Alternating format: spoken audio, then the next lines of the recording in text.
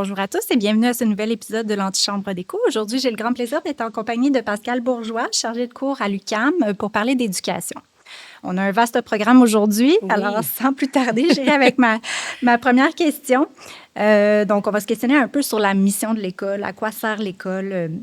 Et aujourd'hui, l'école québécoise semble porter sur une multitude de missions, là, instruire, socialiser, prévenir les problèmes de santé mentale, soutenir les familles, réduire les inégalités, promouvoir certaines valeurs sociales, et on pourrait allonger la liste encore. Oui.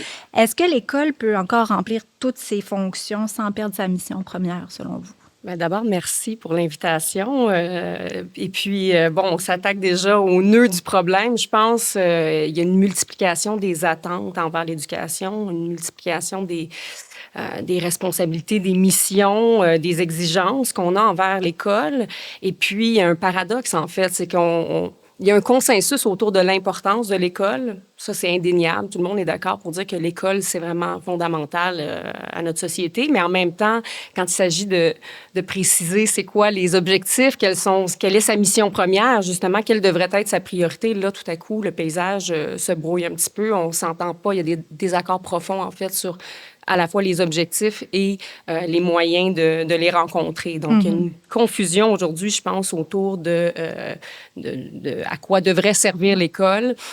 Et puis là, il y a tout un contexte historique qu'on peut aborder qui nous permet d'expliquer ça, là. Oui, bien justement, allons-y. En fait, historiquement, là, c'était quoi la mission fondamentale de l'école? Puis comment ça a évolué au Québec? Bien, c'est sûr que traditionnellement, historiquement, on est dans des sociétés lettrées, donc on a vraiment construit le modèle scolaire autour de l'instruction puis autour de la transmission culturelle aussi. Donc, il y avait une perspective très conservatrice, en fait. On veut conserver un héritage, on veut le donner au suivant dans la perspective de l'augmenter. Donc, il y avait cette idée de filiation et de continuité historique et culturelle. L'élève était vu comme un héritier aussi d'une culture. L'enseignant était le représentant, le gardien de cette culture-là qu'on voulait préserver. Mais ce modèle-là a perdu en légitimité au fil du temps. Donc, il y a eu une crise dans l'autorité des modèles traditionnels, des modèles du passé, que ce soit la religion, les traditions, l'institution de la famille, les modèles tous les modèles du passé, en fait. Et puis, on peut situer l'espèce de point de bascule autour des années 60, même si, évidemment, c'est un phénomène qui prend racine plus loin, là. Il y a comme une espèce de rupture un peu plus définitive avec les traditions qui s'opèrent autour des années 60. Puis là, l'école va basculer vers un modèle beaucoup plus progressiste, beaucoup plus axé sur la transformation sociale, sur les changements. On va vouloir que l'école permette des changements, permette de l'innovation. On va se centrer aussi beaucoup plus sur le développement personnel dans une perspective psychologique, parce qu'après l'effondrement, justement, des modèles traditionnels, la psychologie va devenir une des disciplines qui va offrir des réponses, qui va offrir un nouvel idéal à atteindre, donc celui du bien-être, dont on aura l'occasion probablement de parler. Donc, peu à peu, l'école, qui était une espèce d'espace transitoire entre la vie privée, la vie familiale et la vie en société, qui devait préparer aussi à faire préparer les jeunes générations à faire leur entrée dans un monde commun, c'est devenu de plus en plus une extension à la fois de la vie privée, avec l'objectif du développement personnel, justement, puis une extension aussi de la vie publique avec cet objectif de changement social. Donc, il y a une confusion, un brouillement des frontières qui s'opère. Et puis, le paradigme dans lequel on se retrouve depuis les années 60 au Québec et ailleurs en Occident, c'est celui de l'éducation centrée sur l'élève. Donc, en fait, centrée sur l'enfant, parce qu'on ne parle plus d'élève, justement parce qu'on a remis en question cette idée de verticalité, d'élévation par le savoir, par la culture. C'est une éducation qui est centrée sur les besoins individuels, sur les intérêts individuels. Donc, ça devient l'enfant qui dicte le rythme, qui dicte la règle. On veut donc l'objectif devient qu'il soit épanoui, qu'il soit bien, qu'il se développe. Donc, on a un renversement paradigmatique qui s'opère d'une éducation centrée sur les savoirs, sur la culture, vers une éducation centrée sur soi, en quelque sorte. Mm-hmm. C'est difficile de dire que c'est pas positif d'être centré sur le bien-être ou l'épanouissement. Or, est-ce que ça a des conséquences négatives selon vous? Bien, c'est sûr que la psychologie de l'enfance, notre sensibilité aussi envers, en fait, le langage de la psychologie nous permet d'explorer toute notre intériorité comme être humain, puis c'est un langage formidable, là. C'est pas, ça a toutes sortes de bienfaits, tout ça. C'est sûr que ça a apporté des choses positives.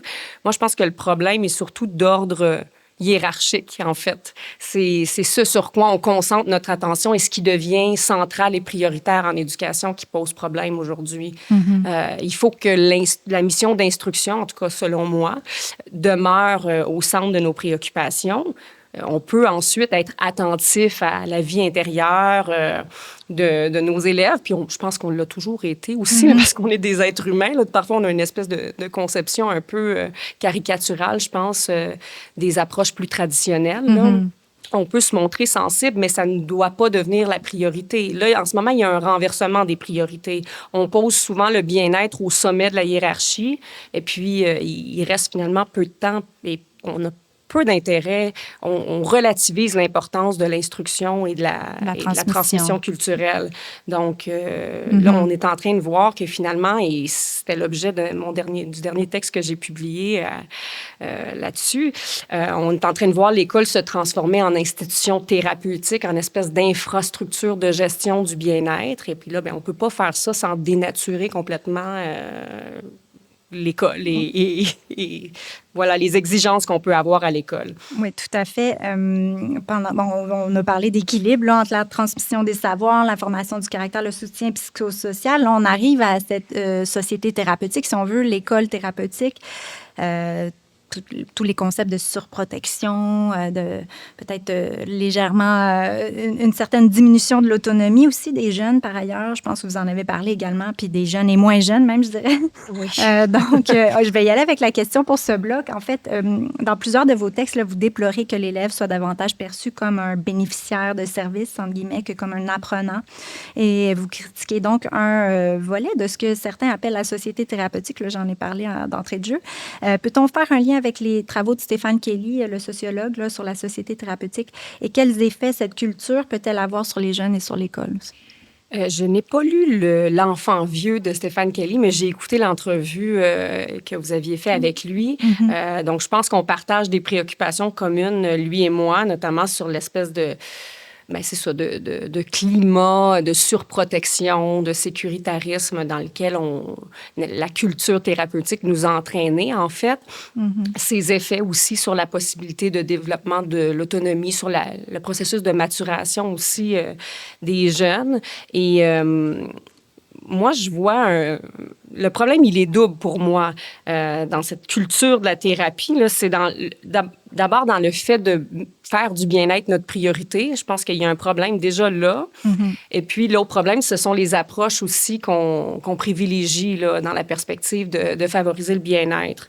Quand je parle du bien-être comme priorité, en fait, pour moi, c'est problématique parce que c'est un idéal qui est assez insuffisant, qui est assez pauvre sur le plan existentiel parce que se sentir bien, ça ne donne pas de sens à notre existence et on a besoin de sentir que nos vies ont un sens. Et puis, souvent, la vie bonne ou la vie qui est chargée de sens, ben elle est parfois incompatible, en fait, avec l'impératif de se sentir bien. Il faut parfois sacrifier notre confort psychologique et se placer dans des situations qui sont inconfortables, qui sont stressantes, qui sont difficiles, qui sont complexes pour pouvoir prendre des responsabilités puis vivre des choses qui sont riches et qui sont importantes, significatives sur le plan existentiel. Donc, déjà là, je trouve que de faire du bien-être la priorité en éducation, c'est déjà une erreur, en quelque sorte. Ça nous entraîne vers des choix qui font en sorte que notre vie n'a pas nécessairement plus de sens. Et on le voit, nos jeunes sont désorientés et ça contribue, en fait, au mal-être, là, parce que je pense qu'on se sent bien aussi quand on sent que notre vie a un sens puis qu'on est en train de se réaliser pleinement. Donc, paradoxalement, je pense aussi que plus on cherche le bien-être, plus il nous échappe. Donc, plus on se concentre là-dessus, moins on se sent bien, ça exacerbe nos émotions plus négatives. Tu sais, l'espèce de centration sur son ressenti, sur sa vie intérieure peut avoir un effet pervers, un effet contre-productif. Donc, je pense qu'il serait plus constructif de consacrer justement nos énergies et notre attention sur autre chose. Je pense qu'il y a une espèce de bien-être qui vient aussi avec le décentrement de soi. Puis là, avec une éducation qui est centrée sur les besoins, centrée sur puis les besoins selon l'élève aussi, hein, parce que c'est l'élève qui dicte ses besoins, qui dicte ses intérêts. Donc, l'élève se retrouve à être enfermé dans l'immédiateté de sa subjectivité, de ce qui lui paraît important dans l'immédiat, plutôt que d'être libéré, en fait, plutôt que d'apprendre à maîtriser ses pulsions pour des objectifs qui sont peut-être un peu plus édifiants. Mm-hmm. Puis justement, les approches qu'on privilégie semblent être contre-productives, semblent viser davantage le soulagement de l'inconfort, sont tournées vers aussi des ressources extérieures plutôt que vers des ressources intérieures. On encourage beaucoup les élèves à se tourner vers des dispositifs d'aide, vers des ressources, toutes sortes d'objets de manipulation qui ont apparu sur le marché. Là, il y a un marché pour ça aussi, puis qui font partie du paysage. Et c'est omniprésent à l'école. Puis qui sont introduits dès la petite enfance. Moi, c'est ce qui m'inquiète aussi, parce que ce sont des objets qui ne favorisent pas l'apprentissage de l'autonomie. Finalement, on a recours à ces objets-là, puis ça devient une sorte de béquille. On crée une dépendance à un service ou à un objet plutôt que d'apprendre à surmonter notre difficulté en puisant dans nos ressources intérieures. Puis ces objets-là, qui étaient jadis, qui ont été conçus pour des élèves avec des profils vraiment particuliers, mais maintenant, on en a généralisé puis on en a démocratisé l'accès, parce qu'on voulait peut-être déstigmatiser ceux qui y avaient recours. Mais là, il y a comme une sorte de normalisation de l'utilisation d'objets, comme les balles anti-stress, les coquilles pour le bruit, toutes ces choses-là qui sont introduites très jeunes.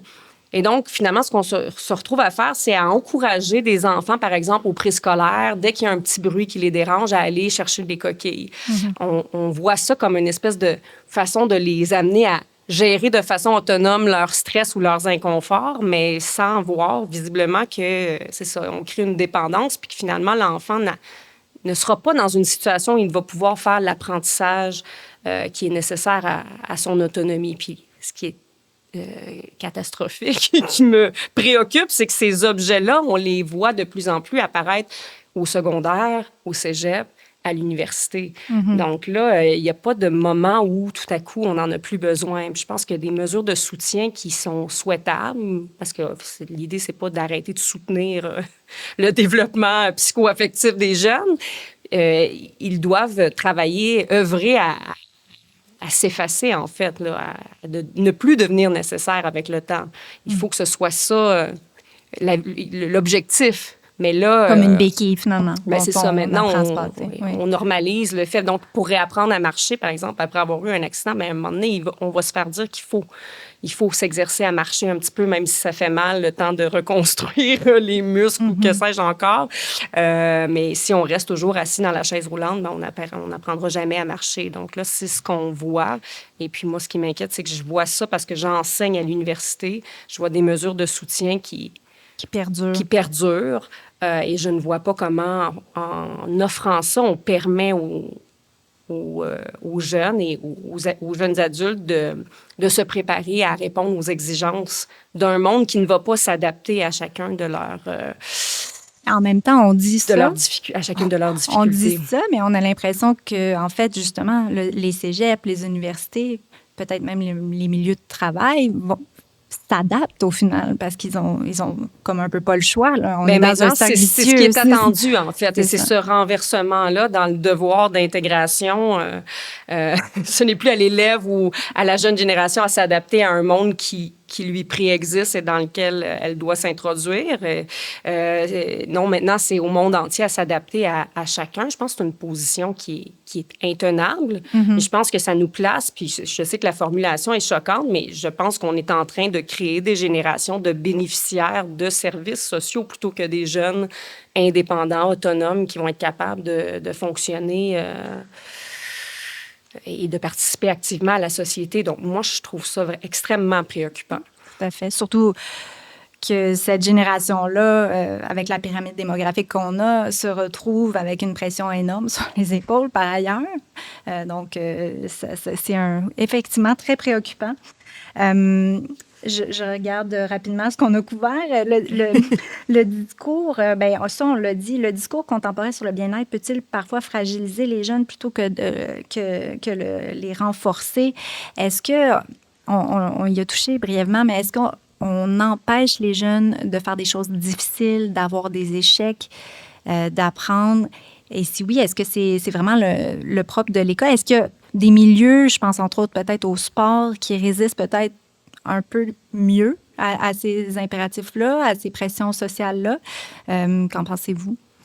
Oui, je pense le sport, la musique aussi, parce que en fait, le ballon, il entre dans le panier ou il n'entre pas. Hein. Il y a des choses qu'on peut difficilement trafiquer dans le sport. Même chose avec la musique. La note, elle est fausse ou elle ne l'est pas. Là. Donc, on peut pas, à un moment donné, redéfinir ce que signifie jouer une bonne note ou faire un panier. Tandis qu'en éducation, on a tendance à jouer un peu à ça, je trouve, dans les dernières années. On va redéfinir ce que signifie réussir. On va adapter ou on va modifier les exigences pour rendre ça atteignable pour tout le monde, par souci d'inclusion. Et je pense qu'on va beaucoup niveler, on va beaucoup chercher à lever les obstacles, justement. C'est pas seulement à l'école, ça commence à la maison aussi, parce qu'il y a tout un courant de parentalité positive aussi qui apparaît à un moment donné, qui encourage à éviter les sanctions, on a eu cette espèce de discours-là autour de l'enfant fragile, l'enfant vulnérable, l'enfant potentiellement traumatisé aussi par des interventions parentales trop autoritaires. Et puis, c'est vrai qu'il y a une certaine fragilité chez l'enfant, mais je pense que si on part du présupposé que l'enfant est fragile, souvent, toutes nos interventions autour de ça vont le fragiliser davantage si, en tout cas, on le fait dans l'esprit de soulager les inconforts, de soulager les difficultés plutôt que d'accompagner dans l'affrontement. On est beaucoup dans des stratégies d'évitement.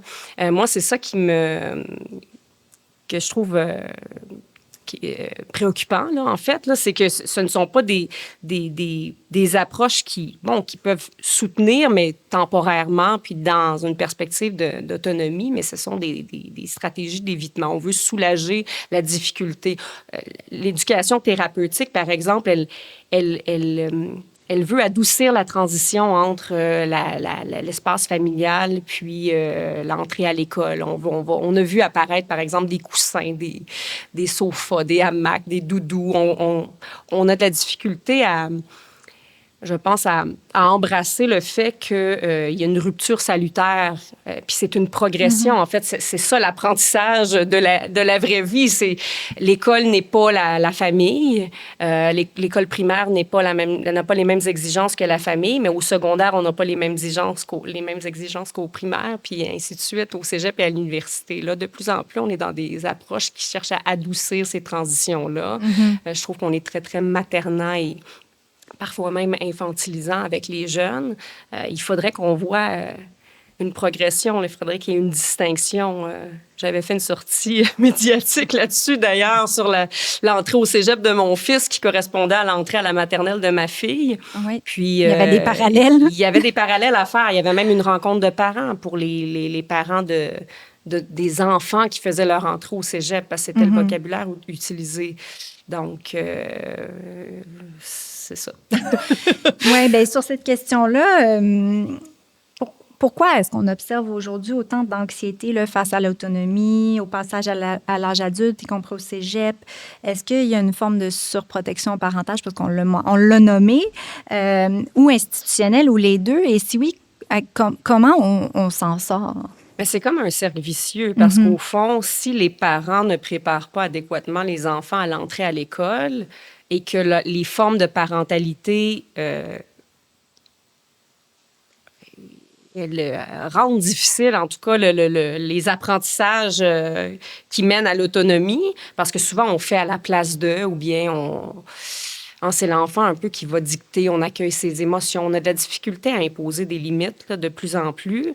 Parce quand on veut s'adapter aux besoins, c'est comme si il y avait un renversement de l'autorité. Là. Ce qui fait autorité, c'est le besoin de l'enfant, plutôt que d'être l'adulte qui représente des exigences, des normes et qui amène l'enfant à être capable d'y répondre. Donc, là, les enfants arrivent à l'école primaire avec des lacunes, avec des déficits. Puis là, les enseignants réagissent à ça et tentent de répondre à ce qu'ils identifient comme étant un besoin.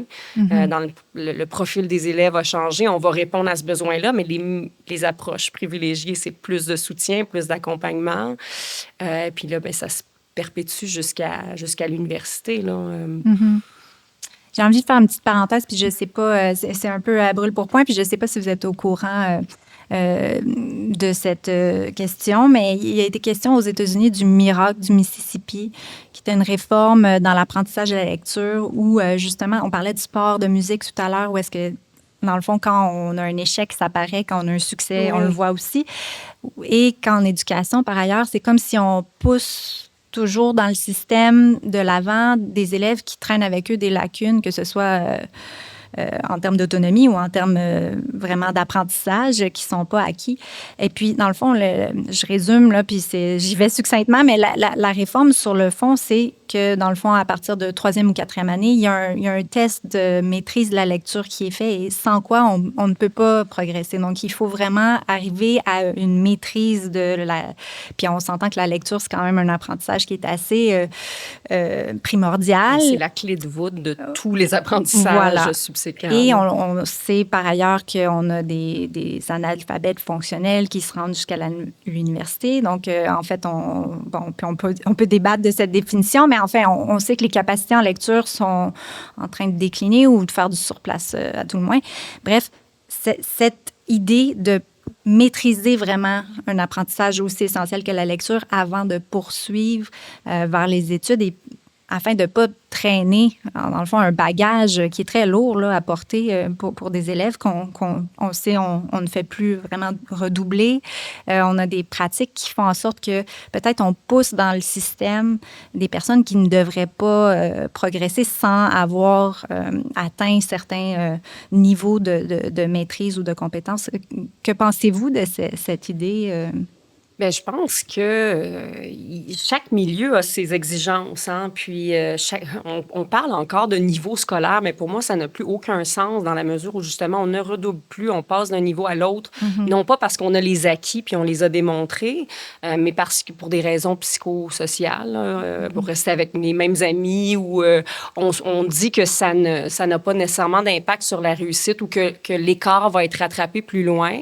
Mais pourtant, là, on voit justement qu'on a des jeunes qui arrivent au cégep moins bien préparés, qui arrivent à l'université, qui n'en ont pas nécessairement les acquis nécessaires pour répondre aux exigences de ces milieux-là. Puis on demande davantage aux milieux de se transformer, de s'adapter pour inclure ces gens-là, plutôt que d'être confortable avec l'idée qu'on rend service à personne, finalement, si on place un élève dans un milieu qui a des exigences qui ne sont pas à sa portée. Donc, ça, je pense que c'est quelque chose sur quoi on devrait se questionner là, au Québec comme ailleurs. Là, l'hétérogénéité de nos classes, la composition de la classe, ça fait l'objet de beaucoup de revendications chez les enseignants parce que tout le poids d'adapter... de faire de la différenciation pédagogique est sur les épaules de l'enseignant. Je pense que c'est pas une position qui est tenable puis qui est nécessairement, on se retrouve à niveler par le bas. Donc, mais c'est parce qu'on est mal à l'aise avec l'idée de comparer. On est mal à l'aise avec le mot discrimination est vu comme quelque chose de négatif. Or, c'est un mot qui signifie simplement être capable de départager, puis il est essentiel au jugement de l'enseignant. Donc, il faudrait qu'on soit capable de placer les élèves dans des contextes où ils peuvent se réaliser, où ils peuvent faire des apprentissages, mais tout de même qui sont à leur portée. Donc, il y aurait une réflexion à avoir autour de ça, là, parce que présentement, effectivement... on passe d'un niveau à l'autre sans nécessairement en avoir les acquis.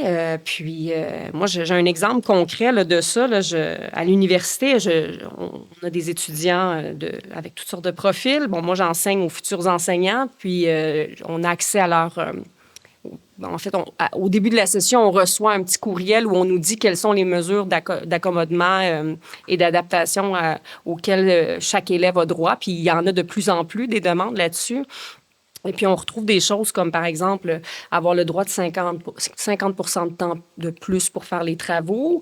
Mais là, je vais donner un exemple concret, puis il est représentatif du genre de mesures qu'on nous demande d'appliquer, puis c'est représentatif du fait qu'on est dans une perspective, non pas de rattrapage, mais de soulagement, puis que ce sont des mesures d'évitement, là, comme je le disais tout à l'heure.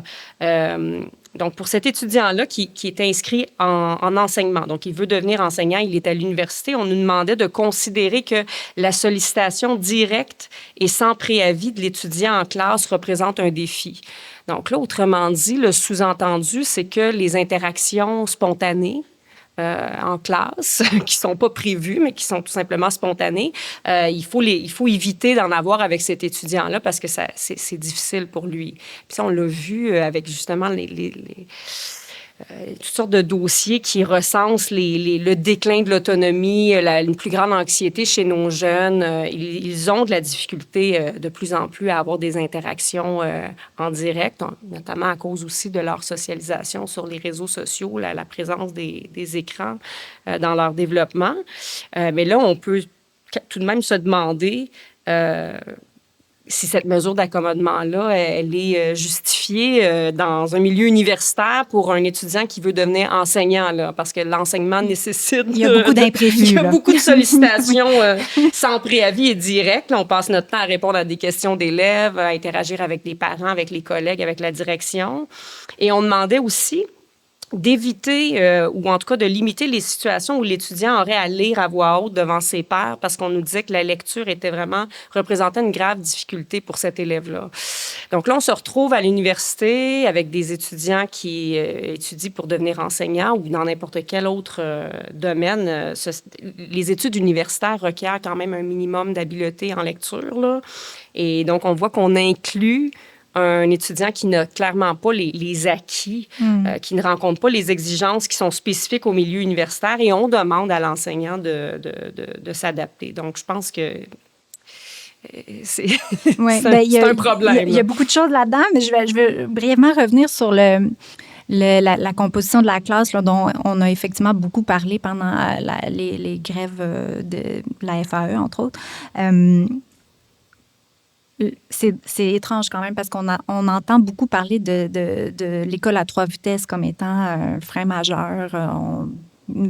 Beaucoup de monde qui voudrait une école à 1 vitesse, selon ce que je comprends du discours public. Or, ce que les profs déploraient entre les lignes, c'est les classes finalement à 25 ou 22 vitesses ou peu importe le nombre d'élèves, où il y a des plans d'intervention pour beaucoup d'élèves et on doit se dédoubler. C'est même plus se dédoubler, là, c'est être... comment faire du 1 pour 1 dans un groupe avec 22 élèves qui ont des demandes, qui nous sollicitent et tout. Est-ce que c'est encore possible de faire de l'enseignement dans de telles circonstances? Et si oui, est-ce qu'au final, on n'a pas le choix justement de revenir peut-être à des constats qui apparaissent raisonnables, c'est-à-dire que si on veut justement que chaque élève soit dans une zone proximale de développement, puisse avoir une tâche qui est juste un peu plus difficile que ce qu'il est capable de faire pour qu'on reste engagé, stimulé dans nos apprentissages. Forcément, là, il y a des gens qui ne sont pas dans cette zone-là là, dans nos écoles en ce moment. Non, c'est ça. Moi, je pense qu'on a intérêt à se réconcilier avec l'idée d'avoir des critères de sélection, avoir des exigences, là, des standards à rencontrer pour être dans le bon milieu, dans le bon groupe. Surtout si on veut faire de l'enseignement simultané devant un groupe. Là, présentement, les enseignants doivent expliquer des choses puis ensuite aller expliquer la consigne différente pour chaque élève. On a des élèves de niveau 5e année primaire en lecture dans des classes de secondaire 3. Et on ajoute à cela aussi les difficultés au niveau comportementaux, au niveau affectif, le fait qu'on place aussi le bien-être au sommet de la hiérarchie des priorités. Donc, ça devient extrêmement difficile d'enseigner. Je pense qu'il y a beaucoup d'enseignants qui ont quitté la profession aussi parce qu'ils sentaient qu'ils ne pouvaient pas faire ce pourquoi ils avaient été formés, ce pourquoi ils étaient allés dans le milieu de l'enseignement. Donc, je pense que il faut qu'on se réconcilie avec cette nécessité de comparer les élèves, de regarder où ils en sont, d'évaluer leur capacité, leur niveau pour pouvoir leur offrir un service qui est réellement adapté. Je pense que l'un ne va pas sans l'autre. On ne peut pas s'imaginer qu'on va adapter à chaque élève sans comprendre son profil au niveau académique puis au niveau de ses besoins en termes d'apprentissage, là. Puis là, vous parliez de formation des maîtres, de formation initiale. Il y a plusieurs enseignants là, qui disent ressentir là, une perte d'autorité, qui déplorent une hausse de la violence. Donc, on le sait qu'il y a des enjeux de comportement aussi qui font en sorte qu'il y a beaucoup de gens qui se désintéressent rapidement, dont après, soit pendant les études en faisant des stages ou quelques années après être entré en fonction.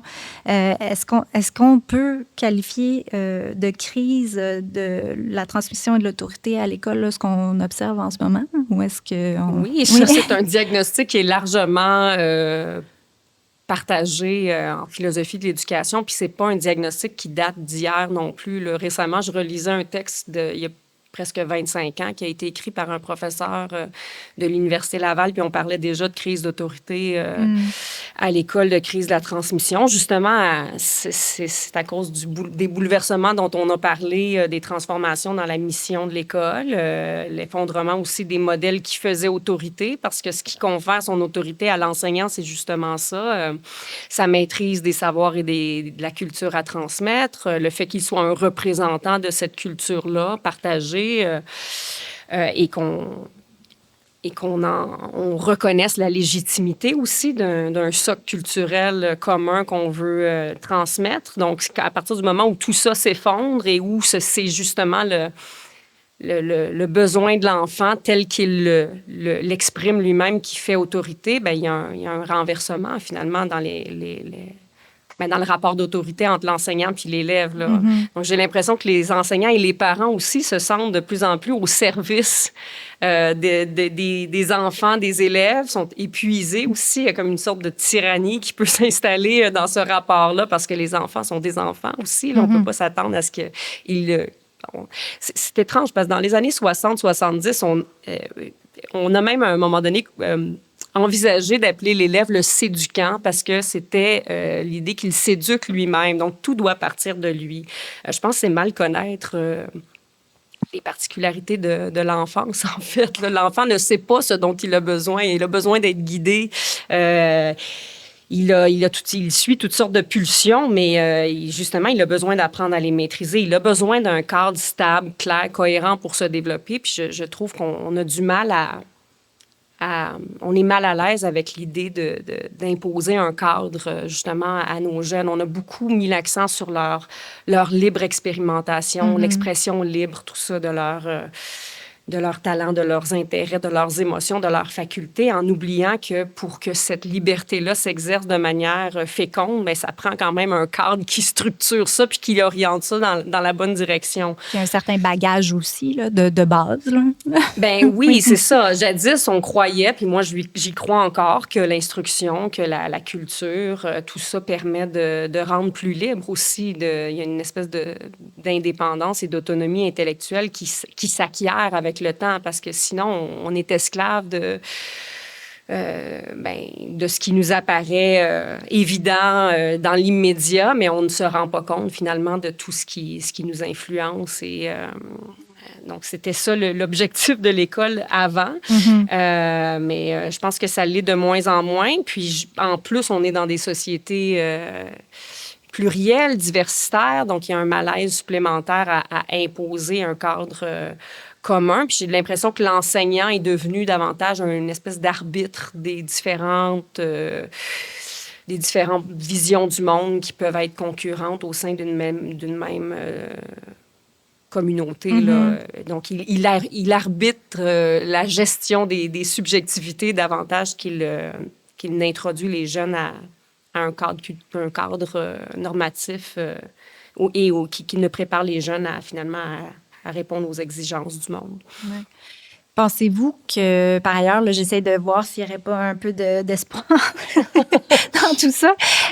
Pensez-vous qu'on est peut-être arrivé un petit peu au bout de cette logique-là, dans le sens où on sent quand même, puis là, vous me direz que c'est peut-être pas révolutionnaire, mais il y a quand même, le vouvoiement qui a été réintégré. On sent qu'il y a une volonté de redonner une certaine autorité au corps enseignant. De remettre une certaine verticalité là, dans les écoles. Peut-être qu'on est juste au tout début, mais voyez-vous quelque chose qui pourrait en fait signifier un petit retournement de situation à venir? C'est vrai qu'il y a eu le vouvoiement. C'est vrai que la question de la civilité, du civisme à l'école est redevenue importante parce qu'on est témoin de beaucoup d'incivilité, de beaucoup de violence, justement. Donc, oui, c'est possible. J'espère qu'on s'en va vers une espèce de renaissance où on va redécouvrir la valeur de ce qu'on a délaissé peut-être un peu précipitamment dans le passé. Puis qu'on on va être capable de trouver un juste équilibre parce qu'il y a eu bien sûr, il y a eu du progrès. L'idée, c'est pas de revenir à des anciens modèles complètement, mais il y a probablement des choses qu'on faisait dans le passé qui mériteraient d'être redécouvertes, là, qui avaient quand même une valeur et une raison d'être. Donc, oui, puis je pense mais encore une fois, je pense qu'il va falloir qu'on prenne le temps de redéfinir la mission première de l'éducation si on veut retrouver une sorte de cohérence là, à l'école. La transmission, par exemple, d'un socle culturel commun, je pense qu'on en a relativisé l'importance et ça a contribué à rendre nos sociétés plus individualistes, finalement. Là. Donc, je pense que c'est une question aussi de volonté, à un moment donné, de responsabilité à assumer de la part des générations plus anciennes. J'espère qu'on va être capable de l'assumer un peu plus sereinement prochainement. Là. Puis quand vous parlez de faudrait redéfinir ou en tout cas s'entendre sur la mission première de l'école, par quel mécanisme est-ce que vous seriez d'accord avec l'idée qui circule beaucoup là, de tenir de nouveau des états généraux sur l'éducation ou il y aurait d'autres moyens de parvenir à... Oh là là! C'est une question difficile parce que ce qui me fait peur des états généraux sur l'éducation, c'est les dérives auxquelles ça peut mener aussi. Je pense qu'il y a une décision qui doit être prise collectivement, ça c'est certain, mais en même temps, les réformes qu'on a vues dans les dernières années, en fait, la dernière réforme, là, on est parti d'une idée de rehausser d'un rehaussement culturel. Là. Puis on a dérivé complètement. C'est devenu une réforme essentiellement pédagogique qui nous a amenés complètement ailleurs. Donc, c'est difficile parce que j'ai peur qu'on demande à... Je connais, en fait, dans le milieu académique, les idées qui dominent en ce moment, vers quoi on essaie de pousser l'éducation. Donc, je ne prétends pas savoir comment on devrait s'y prendre pour arriver à mettre un peu d'ordre dans tout ça, parce qu'il y a une diversité de points de vue. Donc, oui, j'entends votre méfiance, ou en tout cas vos appréhensions peut-être. Je pense que je les partage dans une certaine mesure, parce que c'est vrai qu'on a l'impression que quand on fait des réformes, on les applique mur à mur, sans nécessairement avoir fait de projet pilote ou que ça soit appuyé par des données ou vous voyez les résultats. Et là, on l'applique. Et une fois qu'elle est appliquée, parce que c'est très compliqué d'appliquer des réformes, puis que tout le monde se forme et tout ça. Donc, une fois même quand on note, tiens donc, il y aurait peut-être que ça nuit, eh bien, souvent on entend, on n'est pas allé au bout. Voilà. Donc là, on pousse encore et finalement, 20 ans plus tard, on est encore avec la même réforme qui va de l'avant. Donc, effectivement, peut-être que ça serait bien de tester des hypothèses sur des petits groupes de personnes avant de les généraliser. Enfin, moi, c'est mon souhait pour l'éducation parce que c'est épeurant quand toute une génération se voit, entre guillemets, sacrifiée là, pour des principes. C'est sûr que ça peut être un peu préoccupant. Oui, puis là, on a un ministère de l'Éducation qui, finalement, même quand on change de gouvernement, les gens qui y travaillent ne changent pas nécessairement. Donc, on demande aux mêmes personnes qui ont implanté une réforme qui a été... bon, les résultats sont... Mitigé, on va dire. Disons-le comme ça. On demande à ces mêmes personnes-là, finalement, de réformer la réforme.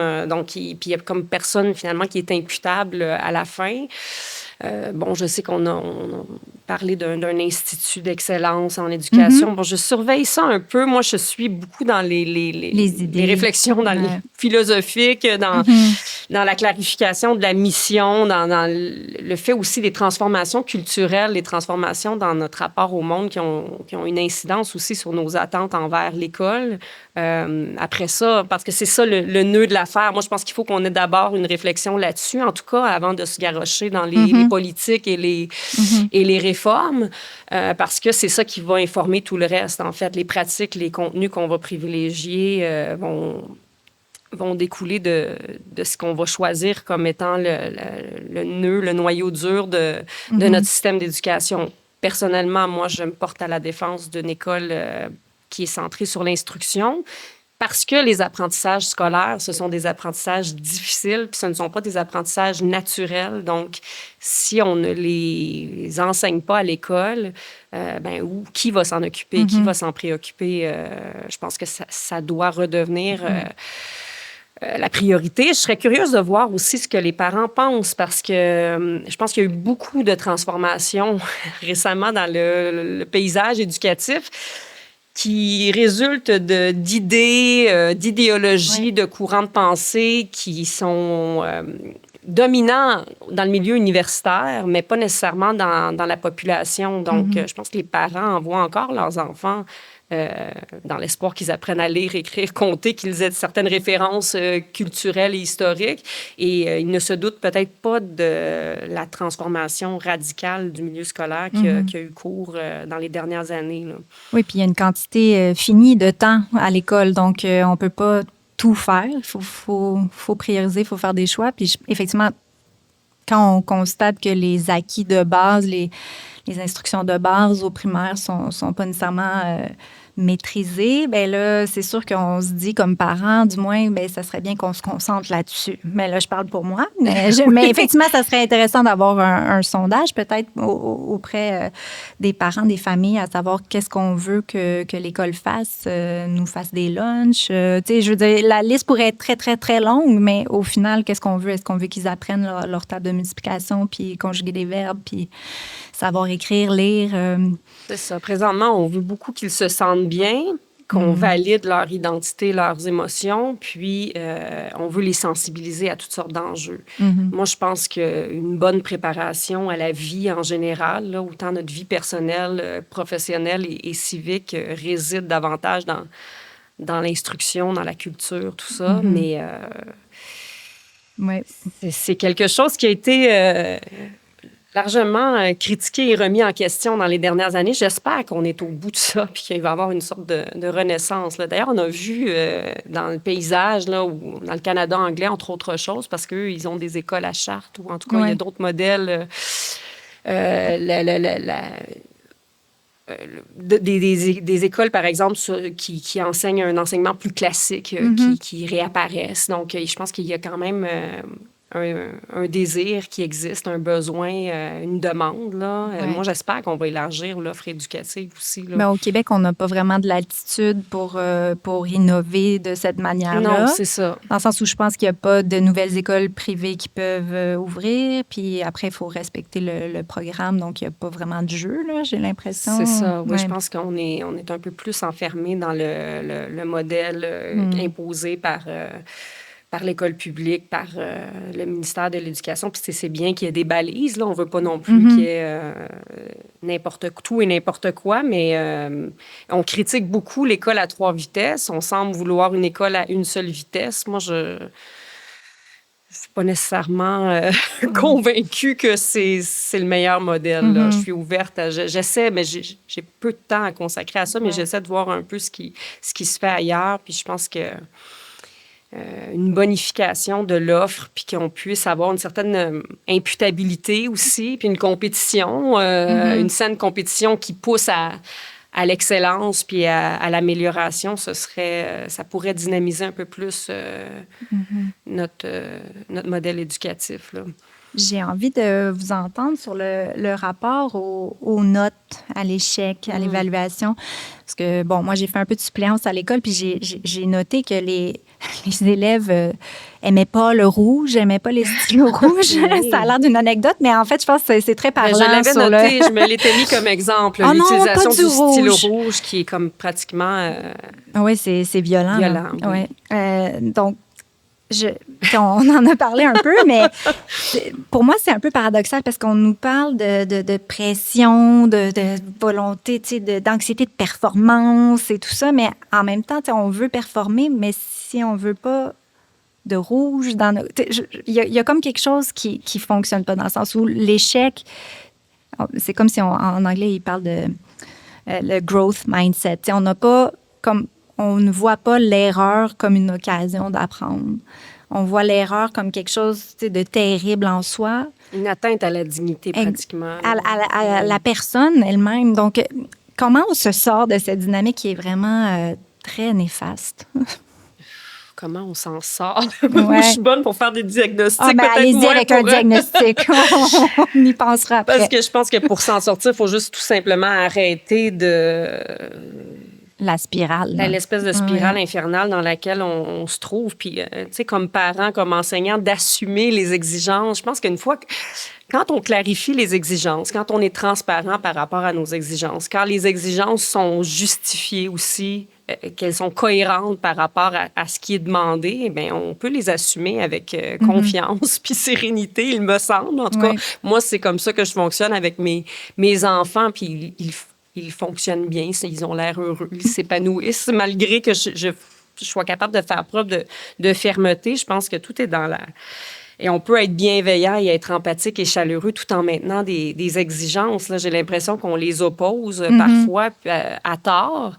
Mais je pense que dans cette espèce de culture thérapeutique-là, on en est venu à voir l'école et les exigences liées à l'instruction, au savoir comme quelque chose qui menace justement le bien-être. La note, l'échec, l'évaluation, on est en compétition, on se compare, c'est stressant. Donc, on est encore une fois dans une perspective de soulagement du stress davantage que dans l'optique d'aider nos jeunes à essayer de les atteindre, ces exigences-là, puis de se dépasser. De se dépasser, voilà, tout simplement. On évite les sanctions, on veut niveler on essaie d'éviter l'expérience de l'échec aussi à nos jeunes, alors que l'échec peut être heureux, finalement. Ça peut être un moteur... je pense que ça doit demeurer, en tout cas, une possibilité quand on est à l'école, si la réussite est automatique, garantie, parce que c'était le vocabulaire qui était utilisé par Gabriel Nadeau-Dubois à un moment donné dans une de ses interventions publiques. Il faudrait qu'on garantisse la réussite à nos jeunes. Bien, je pense pas que ce soit possible et souhaitable, parce que si la réussite, elle est garantie, mais quelle est sa valeur? Parce que toute la valeur de l'apprentissage, c'est d'essayer de se dépasser, justement, puis d'atteindre quelque chose qui n'est pas immédiatement à notre portée. Donc, on a des approches qu'on dit positives face à l'évaluation, mais qui ont des effets, je pense, très négatifs. Là. Et on veut mettre l'accent, puis c'est correct. Là, il faut mettre l'accent aussi sur les bons coups, sur les améliorations, sur ce que l'élève fait bien. Mais on a une espèce de...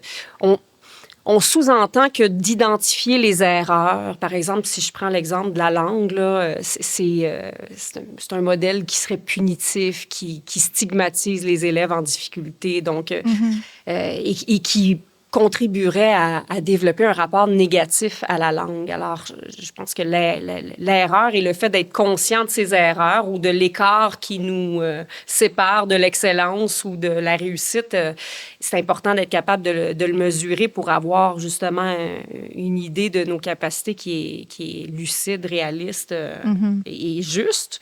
Donc, Et ce rapport à l'échec, à la note, à l'évaluation-là, il nous mène à réduire les exigences inéluctablement ou à jouer à des petits jeux comme à redéfinir ce que signifie la réussite. Je peux donner un exemple concret. Moi, j'ai lu le rapport sur les cours défis au cégep. Il y a quelques années, je pense que ça fait 1 an ou 2, il y a un rapport qui est sorti parce que ce qu'on appelle les cours défis, ce sont les cours de littérature et de philosophie qui sont souvent échoués à la première session par quand même une bonne proportion des étudiants. Donc, il y a des gens qui se sont penchés là-dessus et qui ont fait des recommandations. Et puis, une des choses qu'on remarquait, c'était les difficultés en termes de maîtrise de la langue. Mais ce que proposait finalement le rapport, c'était justement d'adopter des approches plus positives par rapport à la maîtrise de la langue. En fait, de redéfinir ce que signifie maîtriser la langue, de relativiser l'importance finalement donnée à la maîtrise du code linguistique et grammatical et d'inclure dans nos critères... On disait que c'était pour avoir une perspective plus nuancée et plus complexe de la maîtrise de la langue que le simple, et c'est pas si simple finalement comme on le voit, la simple maîtrise du code linguistique et grammatical. Donc, inclure des compétences ludiques, esthétiques, symboliques, sans définir vraiment ce que ça signifie. Donc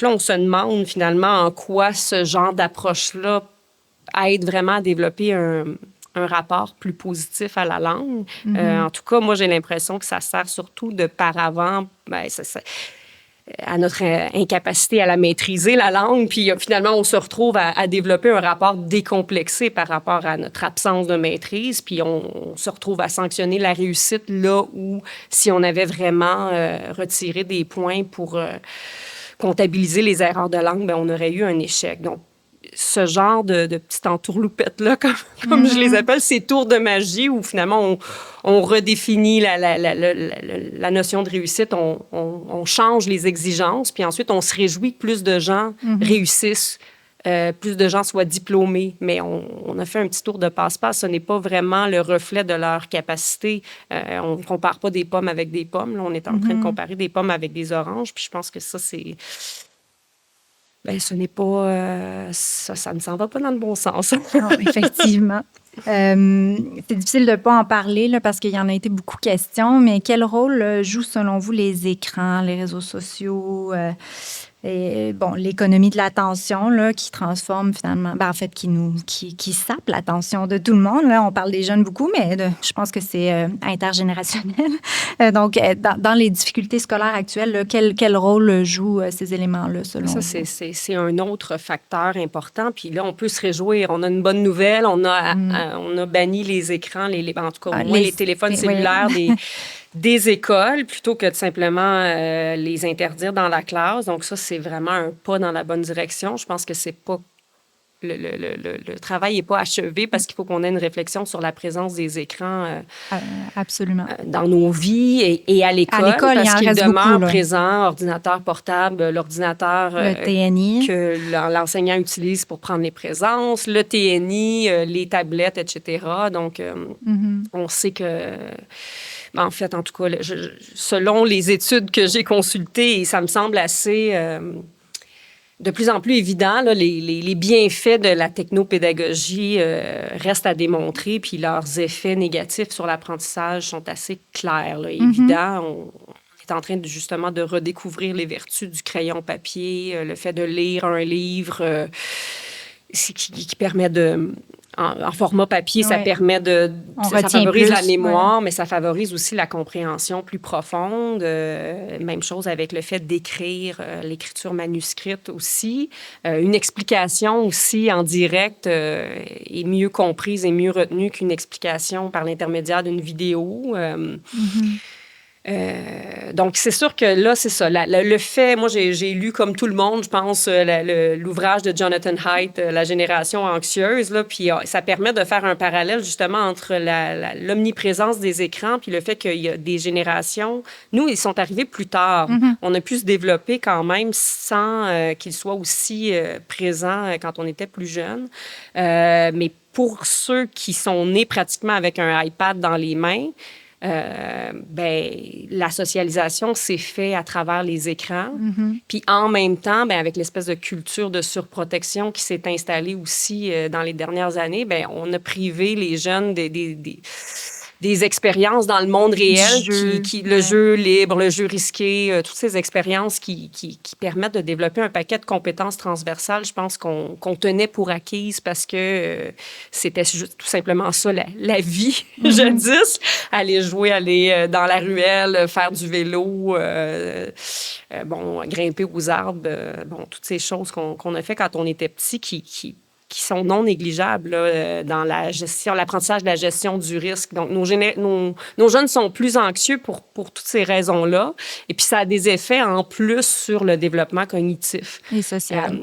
Développement des fonctions exécutives qui permettent de réguler les pensées, les émotions et les comportements en vue de réaliser une tâche. Donc, les jeunes sont plus impulsifs, plus irritable, ça affecte la mémoire. Donc, c'est un paquet d'effets désastreux. Et en fait, ça entrave le développement de tout ce dont on a besoin pour concentrer notre attention sur les savoirs à apprendre à l'école. Donc, mais ça, on peut se réjouir. On semble être en train de réaliser ce qui s'est passé, puis on semble mûr pour faire les changements qui sont nécessaires. Je donnais une entrevue récemment à un journaliste qui est allé visiter des écoles dans le bout de Gatineau. Il me disait que maintenant, les bibliothèques sont pleines. C'est presque un problème sur l'heure du midi parce que il faut limiter le nombre d'élèves dans cet espace-là parce qu'ils vont jouer aux cartes, ils vont lire des livres. Donc là, c'est tout à fait réjouissant. Là. En effet. Là, je vois que le temps file. Peut-être on va être obligé de condenser un peu la dernière partie sur l'égalité, l'école québécoise. Mais on en avait quand même parlé un peu. Mais donc, vous avez également défendu là, à contre-courant l'idée qu'une certaine forme d'inégalité scolaire peut être légitime dans un Québec qui est très attaché à l'égalité. Comment aborder cette question-là sans tomber dans les caricatures? Oui, j'ai fait exprès un peu pour provoquer, non pas nécessairement la réaction, mais la réflexion, parce que l'égalité, c'est sûr que c'est une des valeurs fortes de nos sociétés démocratiques. Puis je suis pas en train de remettre en question l'égalité des droits, l'égalité des libertés, l'égalité de la dignité des individus non plus qui composent notre société. Mais je trouve que le mot égalité est devenu pratiquement un slogan en éducation, parce que ça peut vouloir dire beaucoup de choses. Et puis, chacune des acceptions qu'on peut donner à l'égalité implique des politiques ou une articulation qui peuvent être différentes et concurrentes même et irréconciliables. Donc, j'avais envie un peu de remettre en question aussi l'espèce de lieu commun voulant que l'égalité, c'est nécessairement bon et l'inégalité, c'est nécessairement mauvais. Il y a une forme d'inégalité, en fait, qui est... comment je dirais ça? Qui est un effet naturel et normal et souhaitable de l'éducation. Donc, moi, c'est à ça que je suis attachée. C'était mon propos dans une lettre ouverte où je me portais à la défense d'une école inégalitaire. Évidemment, je ne me portais pas à la défense d'une école injuste parce que ce sont deux mots différents. Égalité et justice, ce n'est pas la même chose. Donc, l'inégalité à laquelle je suis attachée, c'est celle qui résulte de l'accès à une éducation de qualité, à l'instruction, en fait, parce que c'est un peu le but de l'éducation, d'être d'abord inégal par rapport à soi-même, parce qu'on n'est pas, on n'est plus au même niveau à l'entrée et à la sortie, idéalement. Il y a cette idée d'ascension et d'élévation par l'éducation qui fait en sorte qu'il y a un dépassement de soi. Et puis, inévitablement, quand on se développe et quand on a accès à l'instruction et qu'on valorise, en fait, le développement des potentialités et des talents de chacun, ça crée des inégalités aussi dans le résultat. Il va y avoir une différenciation. Chacun va se développer de façon inégale dans des domaines différents. Il y a des parcours tout à fait différents qui sont tout à fait valables et dignes dans leur spécificité, mais c'est un peu, on n'aime pas ça quand les têtes dépassent aujourd'hui. Il faut que ce soit nivelé. Mais moi, je suis attachée au modèle méritocratique qui prônait une égalité d'accès à une éducation de qualité d'abord et qui était quand même assez à l'aise avec le fait que nécessairement, ça rend les inégalités entre les gens plus visible, le fait de pouvoir se permettre à dépasser. chacun de se développer à la hauteur de ses capacités. C'est inévitable.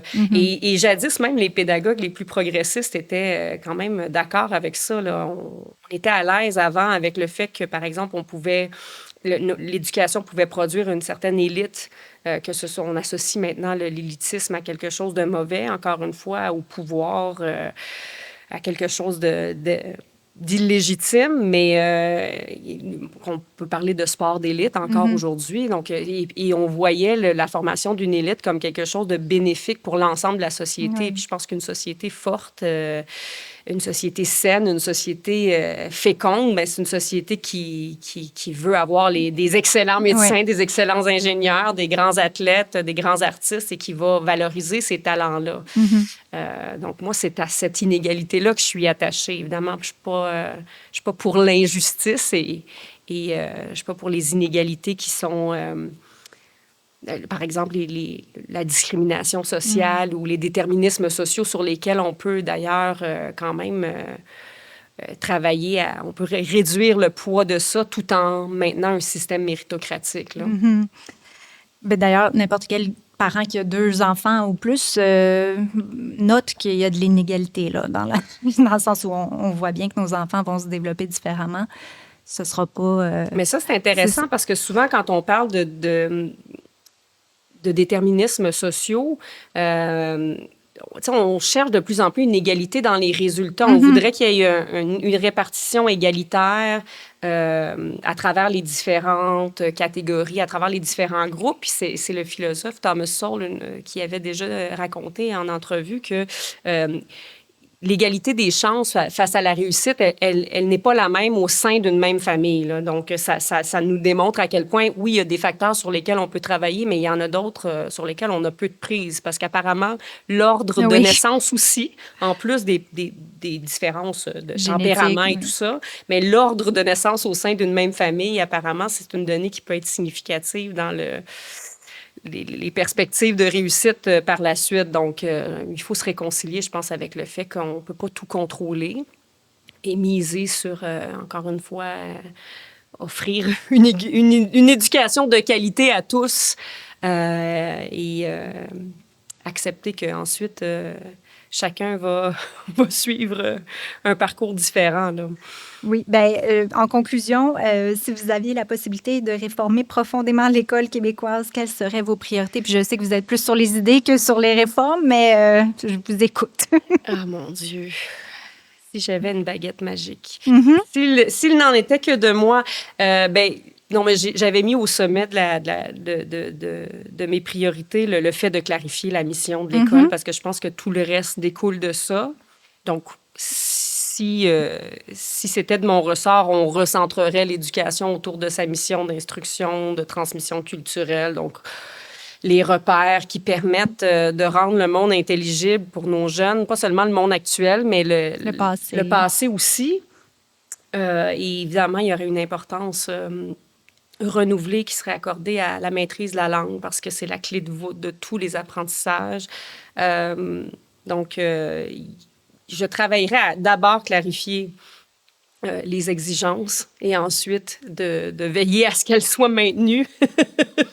Et je pense qu'on devrait aussi, plutôt que... Bien, ça fait un peu la synthèse de tout ce qu'on s'est dit, là, mais plutôt que de prioriser le bien-être, retrouver le sens aussi les disciplines scolaires permettent de développer certaines vertus, permettent de forger le caractère. Je pense qu'on a oublié ça aussi. Faire des mathématiques, c'est pas juste apprendre à compter, c'est aussi travailler la rigueur, travailler la méthode, être systématique. On travaille la logique aussi, l'apprentissage de la langue à travers la littérature aussi. On apprend à se connaître nous-mêmes, on apprend à comprendre le monde et même à développer une forme d'empathie ou à se mettre à la place des personnages dont on peut lire les aventures. La musique permet de développer le sens du rythme, mais aussi la capacité d'écoute, s'harmoniser dans un groupe. Donc, il y a tellement de choses qu'on peut développer en parallèle, des vertus humaines, là, à travers les disciplines scolaires. Je pense qu'on a comme oublié que tout était là, finalement. Puis si on se concentre là-dessus, on devrait être en mesure de former des gens complets et voilà, donc je pense que tout le reste découle pas mal de cette clarification initiale-là. Et ce serait ce que je souhaiterais, mais ce n'est pas à moi à en décider, donc espérons que ça... Mais il faudrait que ce soit le cœur de nos réflexions, parce que sinon on est condamné à faire des espèces de politiques à la petite semaine confuses où on essaie de faire un peu plaisir à tout le monde, puis ça devient très, très incohérent, là. C'est une belle synthèse, un beau programme. Et puis, merci beaucoup pour l'entretien. Ça a été vraiment très intéressant. Merci pour l'invitation. Merci, avec plaisir. On aura d'autres sujets à l'avenir à aborder. Oui. Merci. Merci.